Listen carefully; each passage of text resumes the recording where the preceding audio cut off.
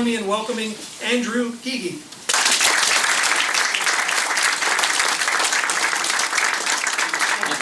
I think so.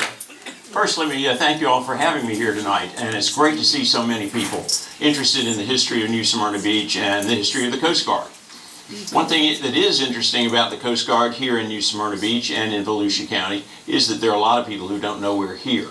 We're located at the end of a dead-end road on what used to be Coronado Beach and is now New Smyrna Beach, and if you're not out on the water, you might not ever see us. But the truth is, the Coast Guard has been here for a very long time. As a matter of fact, the Coast Guard's been here before the Coast Guard was the Coast Guard and before Coronado Beach was Coronado Beach.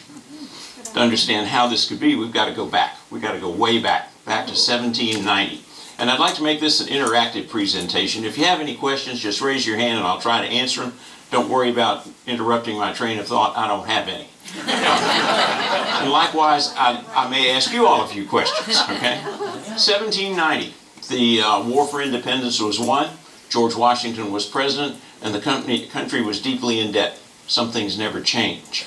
The country was in debt because there was no income tax at that time. Can anybody tell me when the income tax came about? 2 cents.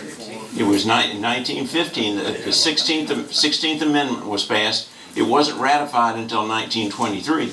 So the country went well over 100 years without any income tax at all. But the country was in debt because the main source of revenue were tariffs. And tariffs are duties or taxes placed on goods that are shipped between one port and another. And the government was having a lot of trouble collecting them because piracy and smuggling were big at that time. As a matter of fact, piracy was not only encouraged during the War for Independence, it was actually supported. Both governments would issue licenses for what they call privateers. And these were private merchantmen who would arm their ships, and they would capture merchant ships of the other country, and as long as your country got a cut, everything was fine. The war ended, privateering ended, but old habits die hard, and a lot continued on. Smuggling was also big because there was no way to enforce the tariffs. So, on the 4th of August of 1790, Congress authorized President Washington to build 10 ships. There was no American Navy at the time because the Continental Navy had been disbanded at the end of the war. So these were the first 10 ships of the United States Armed Forces. Because this was a revenue issue, President Washington tasked this to his very famous Secretary of the Treasury. Can anybody tell me who that Secretary of the Treasury was? Hamilton, absolutely. A lot of Secretaries of the Treasury have Coast Guard cutters named after them, but only Hamilton has his own Broadway musical.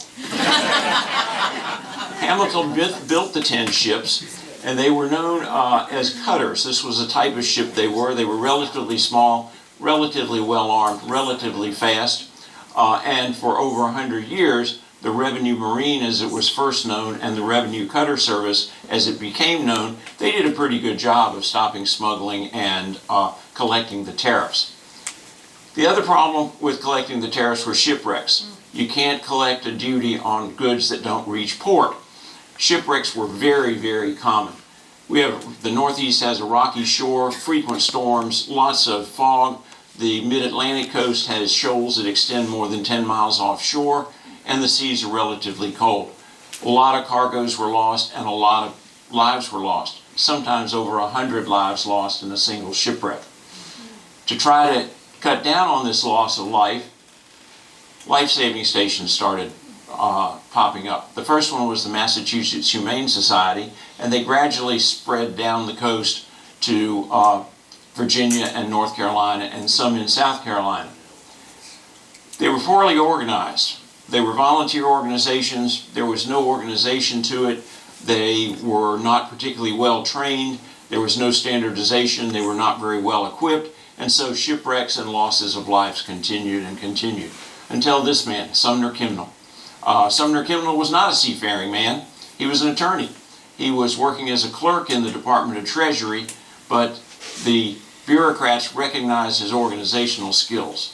As a matter of fact, his mother recognized them very early in life because she gave him probably the most unique middle name I've ever heard of. Anybody want to hazard a guess as to Sumner Kimnall's middle name? He was Sumner Increase Kimball. And I have never heard that before, nor have I heard that since. But Sumner Increase Kimball organized the life-saving service. He put the men in uniform. He standardized their equipment. He standardized their training. He put in a retirement system.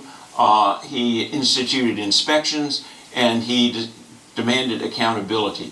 So gradually, over 20 or 30 years, the life-saving service became a fairly effective organization in saving lives and salvaging cargoes. Thousands were saved, and the two main methods that were used were the breeches buoy, which was fired out to a ship stranded on the shore, and the surf boat that was carried out through the surf to ships that were farther on shore. But not in Florida. Florida's different. We all know that. Florida doesn't really have a rocky coast. We don't have a lot of fog. We don't have many offshore reefs, and we don't have shoals that extend 10 miles offshore like they do in North Carolina. The water's warmer here. So even though we still had shipwrecks, in many cases people were able to swim ashore, or in some cases even wade ashore, where they died. At least many of them did. They died of thirst, they died of starvation, they died of the heat, they died of mosquito-borne illnesses like yellow fever. This whole area was very barren and basically a jungle at that time. Towns were few and far between, cities were non-existent. Until the railroad came through in the early part of the 20th century, this was really wild country. It was actually, the entire area here was known as the Mosquito Coast, and even the inland areas as far west as Orlando were known as Mosquito County, and they certainly lived up to its name. To combat this loss of life, Kimball had houses of refuge built. He had 5 built in 1876 and another 5, he increased the number to 10 in 1886. And one of these houses of refuge was the Mosquito Lagoon House of Refuge, which was built down in what is now the Canaveral seashore, down pretty much close to where parking node number 5 is today. And of the 10 houses of refuge, the one here at Mosquito Lagoon was the best documented because of its keeper, Samuel Coutant. Samuel Coutant was keeper from 1890 until 1915. And the House of Refuge and life along the Mosquito Coast was documented because of his hobby. Can anyone take a hazard a guess as to what Samuel Coutant's hobby was? Breeding children. He had children, yes. More importantly, he was a photographer. And amateur photography in the 19th century was still relatively rare. But this is a photograph he took of his son, whom he taught to also be a photographer. But Coutant took a lot of pictures. He had a dark room in the House of Refuge. This is a photograph that he took of his family there next to the Turtle Mound, which is still in the National Seashore. This is a photograph he took of a group of local people standing on the carcass of a whale. But over that period of time, he documented the Mosquito Lagoon House of Refuge. Houses of refuge were different from life-saving stations in that they didn't have a crew. They were manned by a keeper and his family, and their job was to collect rainwater and store it in cisterns, stockpile food, and provide a place that shipwrecked sailors could stay until they could be taken to civilization. So these 10 houses of refuge had crews of only the keeper and their family. Very, very isolated duty in those days. As a matter of fact, the closest civilization to the Mosquito Lagoon House of Refuge was Oak Hill. Everything changed approaching World War I. In 1915, the Life-Saving Service and the Revenue Cutter Service were merged to join into the United States Coast Guard. The Mosquito Lagoon House of Refuge became the Mosquito Lagoon Coast Guard Station. And then it was given a crew of Coast Guardsmen. And during World War I, they patrolled the coast looking for saboteurs and looking for German submarines. They didn't find many of either because there wasn't a whole lot of interesting things along the coast here, even in 1915. During World War I, the Coast Guard became part of the Navy. And this is the crew of the Gilbert's Bar Coast Guard Station in their naval uniforms. Of all the houses of refuge, the Gilbert's Bar is the only one that is still standing. It's located down near Fort Pierce, and it is now a museum. It's not too far from the Navy SEAL Museum, so that's a good trip down there to visit those two museums. After World War I, everything changed. The country entered a period of unprecedented prosperity, the Roaring '20s. People had money. People were buying cars. Wealthy people were taking vacations. Really wealthy people were building beach houses. Really wealthy people were building pleasure boats. So everything changed. And one other thing changed about that time, and that was another amendment to the Constitution. Anybody want to hazard which one that was? Prohibition. The 19th Amendment was passed in 1919, went into effect the next year, and all of a sudden smuggling became a big business again. The names of places started to change too. It was not easy to entice people to vacation on the Mosquito Coast. It was even harder to sell real estate on the Mosquito Coast. So the names started changing. Coronado Beach became Coronado Beach. In 1925, the Florida legislature passed a law that changed the name of the inlet from Mosquito Inlet to Ponce de Leon Inlet. So things started to change. And the Coast Guard changed too, because no longer was there a threat of German submarines, at least not at that time, so beach patrols weren't necessary anymore, but commerce in and out of the inlet became more predominant, and the Coast Guard built these three buildings. All three of these buildings were built in 1938, and they're all still in use. The one on the left was originally the boathouse, and now it is the machinery technician's shop. The one in the center was the operations building, and it still is. The one on the right, anybody want to hazard a guess as to what that was originally built as? It was a stable. Because prior to World War II, all the beach patrols were carried out either on foot or on horseback. So the areas where the garage doors are now, those were the stalls, and the upper level was the hayloft.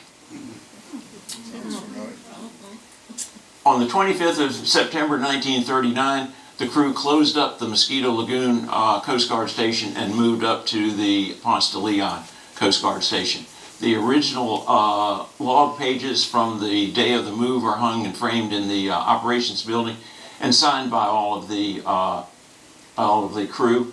S. Midget actually is a very distant relative of mine. My great uncle was George Midget, who was in the Coast Guard in World War II in Nags Head, North Carolina. This is a picture of his house. And if you look very carefully, just to the left of the stairwell, that's me up on a ladder at age 14 or 15 painting a window frame. Pretty isolated place. Since then, we have built another building called Tingle Hall. This building houses our galley, the mess hall, training room, lounge, and upstairs are quarters for the single crew members. At Station Ponce, we have two different organizations. We have the search and rescue law enforcement side, and we have the aids to navigation side. Both of these are commanded out of Sector Jacksonville, and that is in turn commanded out of district in Miami, Florida. In addition to the active duty people, we have two reserve contingents, and we have an auxiliary. Each has different functions. The aids to navigation team is basically responsible for all the minor aids to navigation in the intercoastal waterway and a portion of the St. Johns River. One of their more interesting things is that they're designated to recover Starlink satellites that fail to make orbit, and don't believe that for a minute.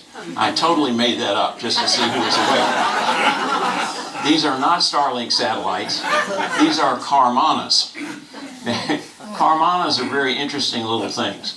Anybody who spent any time out on the water recognizes this thing on the left. That's what we call a lighted day mark. That's the old style. They consisted of an incandescent light that burned out frequently, a solar collector that was a perfect target for bird poop, and a 12-volt battery that worked just as well in a pickup truck as it did on the piling. They were frequently stolen. High maintenance items. All of those things are replaced by the Carmana. The Carmana has a light on top. They come in red, white, and green. You can adjust how often they flash with a little switch there. They have solar collectors on all four sides. They have these little, what we call dealy boppers that are to keep the birds away, and inside there are some battery cells that won't do a thing for a pickup truck. And so they are very low maintenance, as opposed to the previous style that was relatively high maintenance. The search and rescue side's responsibility is basically 50 nautical miles along the shoreline and out 50 nautical miles. That's 3,000 nautical miles of ocean. And also 85 miles of intercoastal waterway. So it's a big area of responsibility. To take care of this, we have 3 boats. We have 2 27-foot what they call SPC SW boats. That means special purpose craft, shallow water. They are powered by a 350 horsepower Yanmar diesel and have a Hamilton water jet. The water jet has a lot of advantages because it doesn't have a propeller or a rudder. They turn on a dime, they can go in very shallow water, and most importantly, because they don't have a rudder and a propeller, they're much safer to operate around persons in the water. So we have 2 of those. The other boat we have is a 45-foot medium response boat. It's powered by 2 Detroit diesels and 2 Rolls-Royce water jets. It's pretty fast. It's not an all-weather boat, but it is can go in pretty bad weather. But that's the boat that's used offshore. We also have air support from both Air Station Savannah and Air Station Clearwater. They come over regularly to train. And not many old guys like myself get a chance to do this kind of thing, but that's me out there training with the helicopter. We also have partner agencies. The Fish and Wildlife Commission keeps at least 2 boats out there at the station. The Beach Safety keeps a boat, and the Volusia County Sheriff's Office keeps a boat out there. We work very closely with these law enforcement agencies, and just in the past 2 months, New Smyrna Beach now has its own police boat, and they operate out of the station often also. We also have community associates. These are the Sea Cadets. They are junior ROTC, people sponsored by the Navy and Marine Corps Association, ages 10 to 18, male and female, the nicest bunch of kids you'll ever run into. Really well-trained, sharp individuals. We also have community associates with scouts that come out and camp every couple of months. They usually know when to pick a rainy weekend. And we also have school children that come out frequently for tours. We also have some events for the general public. We just had our fall festival or trunk and treat there at the station. Unfortunately, the Fish and Wildlife guys always steal the show because they always bring a live alligator. They provide the alligator and we provide the mermaid. What about tomorrow? Nobody really knows about tomorrow. Things change. But undoubtedly, drones will play a bigger role. We've already got drones in use, but they're mostly short-range drones. Drones will get larger and have more range. They'll be ideal search platforms, and even larger drones may be able to drop rafts and supplies to stranded people. Drone boats will undoubtedly play a role too. The one on the right is already in use by the National Weather Service. It is essentially a movable weather buoy. They can steer that thing around and collect weather data and move it from place to place. Cutters in the future, who knows what they're going to look like. This is one of the plans that's on the drawing board. I'm not sure that we're ever going to have cutters like this, but who knows? Regardless, we'll always have people like BM2 Rodriguez and MK2 Sanford who will be available to get underway anytime, night or day, 24/7 to help people in distress. Can I answer any questions? Yeah. Yes, sir. I mean, during the 1930s, was there a lot of rum running, like from the Caribbean, coming here? And also, currently, what about drug running? We have actually, the station's boats here have interdicted drugs coming into Ponce Inlet. They've also interdicted migrants coming into Ponce Inlet. So that's one of the duties that they. Does everybody know our most famous drug runner? Al Capone, but everybody know Bill McCoy? Yeah. The real McCoy, absolutely. He would not buy bootleg liquor from North Carolina. He would only buy European stuff. So if you bought your stuff from McCoy, you knew it was good. It was the real McCoy. All honesty, that's where that comes from. But yes, we do drug interdiction and migrant interdiction as well as other federal law enforcement. Yeah, and then, was there a lot of rum running during Prohibition, or was that? There was lots. Daytona Beach was a reasonably big city. You know, Al Capone was here for a while, and so there was a substantial amount coming in and out of Ponce Inlet in those days. Thank you all very much for having me. I really do.